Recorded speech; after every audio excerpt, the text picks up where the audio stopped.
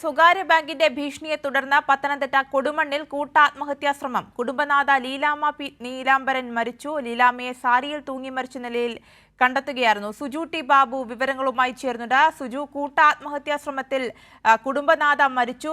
ഗുരുതരാവസ്ഥയിലുള്ള മകൻ ദീപിനെയും പീതാംബരനെയും കോട്ടയം മെഡിക്കൽ കോളേജിൽ പ്രവേശിപ്പിച്ചു എന്നാണ് മനസ്സിലാക്കുന്നത്. ഇവരുടെ ആരോഗ്യനില ഇപ്രകാരമാണ്. ഒപ്പം കൂട്ടിച്ചേർക്കാൻ കഴിയുന്ന മറ്റു വിവരങ്ങൾ കൂടി.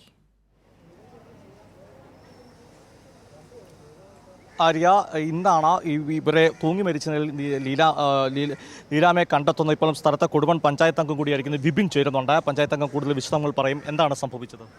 അതായത് ഇവരെ ഇസാഫ് എന്ന് പറയുന്ന സ്വകാര്യ ബാങ്ക് ഏജൻസിയിൽ നിന്ന് വായ്പ എടുത്തിരുന്നു. കഴിഞ്ഞ 2-3 ദിവസങ്ങളിലായിട്ട് ഇസാഫിലെ കുറേ ആൾക്കാർ വന്ന് ഇവരുടെ മക്കളെ ഭീഷണിപ്പെടുത്തി വീട്ടിൽ വന്നിട്ട് മക്കളെ തടഞ്ഞു നിർത്തി അവർക്ക് ജോലിക്കൊന്നും പോകാൻ പറ്റാത്ത ഒരവസ്ഥയായി. ലീലാമ്മയും കുടുംബാംഗങ്ങളെയും കണ്ടമാനം അസഭ്യം പറയുകയും മാനസികമായിട്ട് പീഡിപ്പിക്കുകയും ചെയ്തു. ആ ഒരു മാനസികാവസ്ഥയിൽ നിന്നുകൊണ്ടാണ് ഇന്ന് വെളുപ്പിന് ലീല ആത്മഹത്യ ചെയ്തത്. കുടുംബത്തോടെ ആത്മഹത്യയ്ക്ക് വേണ്ടിയുള്ള പരിശ്രമമാണ് ഇന്നലെ രാത്രിയിൽ അവർ നടത്തിയതെന്നാണ് അറിയാൻ കഴിഞ്ഞത്. ഗുളിക അമിതമായ നിലയിൽ ലീലയും ഭർത്താവ് നീലാംബരനും ഇളയ മകനും ഗുളിക കഴിച്ച് ആത്മഹത്യയ്ക്ക് പരിശ്രമിച്ചു. അത് വിജയിക്കാഞ്ഞിട്ടായിരിക്കുക ഇന്ന് രാവിലെ ലീല മരിച്ചത്. ഗുരുതരാവസ്ഥയിൽ മകനെയും ഭർത്താവ് നീലാംബരനെയും കോട്ടയം മെഡിക്കൽ കോളേജിലേക്ക് കൊണ്ടുപോയിട്ടുണ്ട്.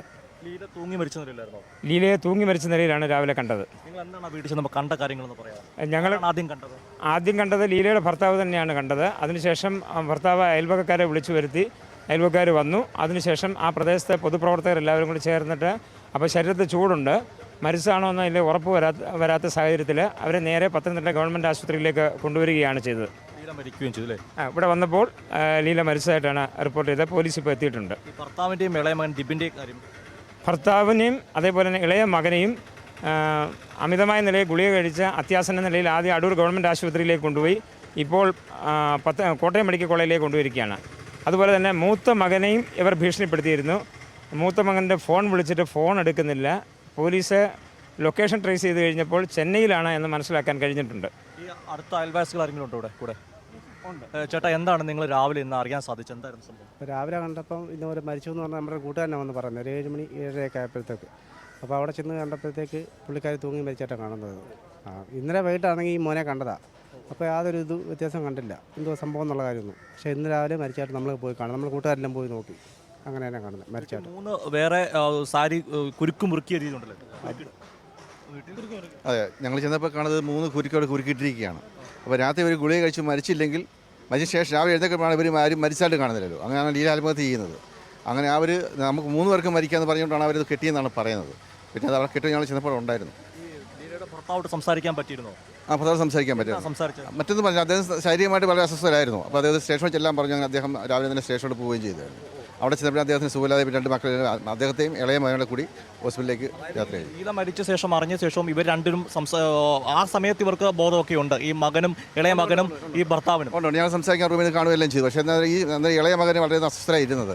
കാരണം വളരെ ബോഡിയൊക്കെ വീക്കായ രീതിയിലായിരുന്നു. ഇത് ഗുളിക കഴിച്ചിട്ടുണ്ടോ നമ്മൾ അറിയുന്നില്ലല്ലോ. ഇവർ പിന്നീടാണ് ഇതിനെക്കുറിച്ചൊക്കെ പറയുന്നത്. നിങ്ങളോട് സംസാരിക്കുന്നുണ്ടായിരുന്നു. ശരിക്കും പറഞ്ഞാൽ ഇവർ മുൻകൂട്ടി തീരുമാനിച്ചുറപ്പിച്ച് അവർക്ക് ഈ ഒരു ആത്മഹത്യ ശ്രമത്തിൽ എല്ലാവരും ഒന്നിച്ച് ചേർന്നുകൊണ്ടുള്ളൊരു സംഭവം നടത്താൻ അവർ തീരുമാനിച്ചു. പക്ഷേങ്കിൽ ഈ മകന് ഒരു പക്ഷേ അതിനകത്ത് ഭയം കാരണം അവൻ ഇതിൽ നിന്ന് പിന്മാറിയപ്പോൾ ഇവർ രണ്ടുപേരും അച്ഛനും കൂടെ പിന്മാറിയപ്പോൾ ഇവർ കയറി തൂങ്ങിയതായിരിക്കാനാണ് ചാൻസ്. അതിനുശേഷം പിന്നീട് ഇവർ ആദ്യം ഈ ഗുളിക കഴിച്ചു കാര്യങ്ങളെല്ലാം ചെയ്തു. എന്നിട്ടും മരണപ്പെട്ടില്ല എന്ന് കണ്ടപ്പോഴാണ് 3 പേരും ഒന്നിച്ച് മരിക്കാൻ വേണ്ടി കുരുക്കിട്ട് തയ്യാറെടുത്തതെന്നാണ് നമുക്ക് ഇത് കാണുമ്പോൾ മനസ്സിലാക്കാൻ കഴിയുന്നത്. അതുപോലെ തന്നെ ഞങ്ങളുടെ പ്രദേശമാകെ ബ്ലേഡ് മാഫിയയുടെ ഒരു ചാഞ്ചാട്ടമാണ്. പല വീടുകളും കാര്യങ്ങളും ഭീഷണികളാണ്. അപ്പോൾ ഇങ്ങനെയുള്ള കാര്യം മുമ്പോട്ട് പോയിക്കൊണ്ട് കഴിഞ്ഞാൽ സാധാരണപ്പെട്ട ജീവിതം വലിയ ബുദ്ധിമുട്ടിലാണ്. വാർഡ് മെമ്പറാണ് അവിടെ ആത്മഹത്യക്കുറിപ്പോ അങ്ങനെ എന്തെങ്കിലും കണ്ടെത്താൻ പറ്റും? ഇതുവരെ ഒന്നും കണ്ടെത്തിയിട്ടില്ല. ഈ ഭീഷണിയാണ് ഈ ബ്ലേഡ് ഇസാഫ് എന്ന് പറയുന്ന ആ ബ്ലേഡ് കാരാണ്. അവരുടെ വലിയ ഭീഷണിയാണ് ഉണ്ടായിട്ടുള്ളത്. അതെ അതെ അതെ അതെ. ഇപ്പോൾ ഗവൺമെന്റ് ഹോസ്പിറ്റലിൽ ഇപ്പോൾ ഇവിടെ ഉള്ളത് ലീലയുടെ മൃതദേഹമാണ്. മറ്റൊരു അവസ്ഥ ഇപ്പോൾ അറിയാവും. അല്ല, അവരെ കോട്ടയം മെഡിക്കൽ കോളേജിലോട്ട് കൊണ്ടുപോയിക്കൊണ്ടിരിക്കുന്നേ ഉള്ളൂ. അവിടെ എത്തിയിട്ടില്ല. ഈ ജനറൽ ആശുപത്രിയിലെ ഡോക്ടർമാർ എന്താണ്, അടൂരിലെ ഡോക്ടർമാർ എന്താണ് പറഞ്ഞത്? അടൂര് സീരിയസ് ആണ്, അതുകൊണ്ട് കോട്ടയം മെഡിക്കൽ കോളേജിലേക്ക് കൊണ്ടുപോകണമെന്ന് പറഞ്ഞത്.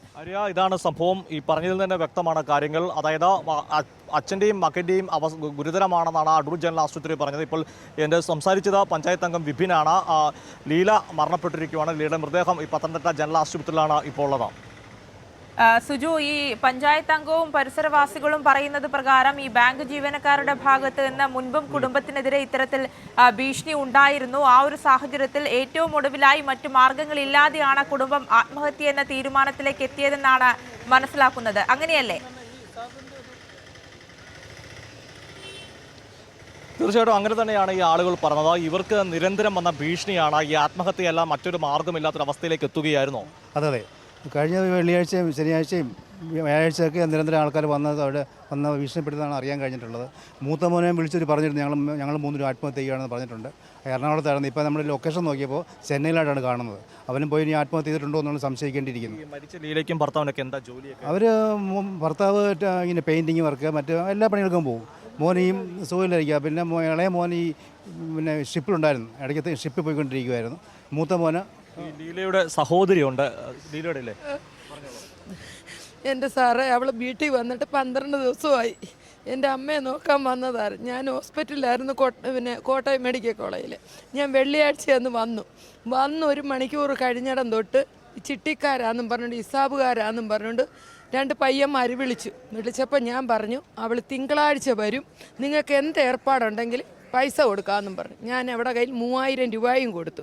അവൾ ഇട്ട് കൊടുക്കാമെന്ന് പറഞ്ഞപ്പോൾ അവന്മാർക്ക് ഇപ്പോൾ വേണമെന്ന് പറഞ്ഞു. 2-3 ഇടത്ത് പോയപ്പം പൈസ ഇട്ട് കൊടുക്കാൻ ആരുടെയും കയ്യിലില്ല. അപ്പോൾ അവൾ പറഞ്ഞു തിങ്കളാഴ്ച എന്ന് ഞാൻ അങ്ങോട്ട് തരാമെന്ന്. ഈ ചാനലുകാർ വന്നിട്ട് ഈ പയ്യന്മാരെ 2നെയും നിർത്തി വീട്ടിൽ തടഞ്ഞ് നിർത്തി വെച്ചിരുന്നു. അതിൽ മൂത്ത പയ്യനാണെങ്കിൽ എറണാകുളത്തെ ഒരു ജോലിക്ക് പോകാനായിട്ട് 10:30 ഇറങ്ങേണ്ടിയതാണ്. ആ പയ്യനെയും തടഞ്ഞു വെച്ചു, ഇളയ പയ്യനെയും തടഞ്ഞു വെച്ചു. 4 മണി വരെ അവരവിടെ ഉണ്ടായിരുന്നു. ഞാൻ അതിൻ്റെ ഓഫീസറെ വിളിച്ചു. റെക്കോർഡ് ഇല്ലാത്ത ഫോണായിരുന്നു എൻ്റെ അനിയത്തിയുടെ. ഞാൻ ആ ഓഫീസറെ വിളിച്ച് പറഞ്ഞു, ഞങ്ങളും കൊണ്ട് കൈപ്പട്ടൂർ കൊണ്ടുവന്ന് പൈസ അടയ്ക്കാം. ആ കുഞ്ഞുങ്ങളെ വിടാൻ പറഞ്ഞപ്പോൾ പൈസ അടയ്ക്കാതെ അവർ വിടത്തില്ലെന്ന് പറഞ്ഞു. അപ്പോൾ എൻ്റെ അനിയത്തി പറഞ്ഞ്, 2 ആൺപിള്ളേരും തന്തയും തള്ളയും ഈ 1 മാസത്തിൽ അടച്ചു തീർത്താൽ മതിയല്ലോ, അതുകൊണ്ട് ഞങ്ങൾ പൈസ അടച്ചോളാം, മക്കളെ നിങ്ങൾ പോയിന്.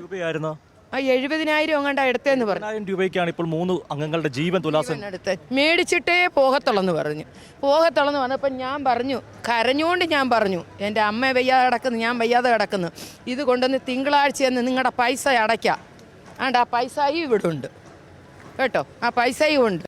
ഞാൻ പൈസ അടയ്ക്കാമെന്നും പറഞ്ഞു വന്നപ്പോഴാണ് രാവിലെ മരണം ഇത് കഴിഞ്ഞ്. ആ 2 പിള്ളേരെ ആക്ഷേപിച്ച് ഞങ്ങളുടെ കുടുംബം തകർത്തു. ഞങ്ങൾക്കിതിന് എന്തെങ്കിലും ചെയ്യാതെ കണ്ട് ഈ ശവം അടക്കത്തില്ല, ആ ബാങ്കിൻ്റെ മുമ്പിൽ കൊണ്ടുവെക്കും. എൻ്റെ കൂടപ്പറപ്പാ പോയി, എനിക്കിനി ആരുമില്ല, എൻ്റെ അമ്മ ഇല്ല, എൻ്റെ അമ്മ വയ്യാതെ തളർന്നു കിടക്കുക, ഇവള് വേണം ഞങ്ങളെ നോക്കാൻ. ഈ 2 കുഞ്ഞുങ്ങൾ തന്തയും ചെറുക്കനും സീരിയസ് ആയിട്ട് കിടക്കുന്നതിന് ഇവരെ ആരും നോക്കും? മറ്റവൻ എവിടാന്ന് പോലും അറിയത്തില്ല. അവൻ ഫോൺ എടുക്കുന്നില്ല, ഏത് നാട്ടിൽ പോയെന്നറിയത്തില്ല. തള്ളയോട് പറഞ്ഞു. ശരി, പത്തനംതിട്ട കൊടുമണ്ണിൽ സ്വകാര്യ ബാങ്കിന്റെ ഭീഷണിയെ തുടർന്ന് ആത്മഹത്യാശ്രമം. കുടുംബനാഥ ലീലാമ്മ മരിച്ചു. മകനും പിതാവും ഗുരുതരാവസ്ഥയിലാണ് ഉള്ളത്. സുജു ടി ബാബു ആണ് വിവരങ്ങൾ നൽകിയത്.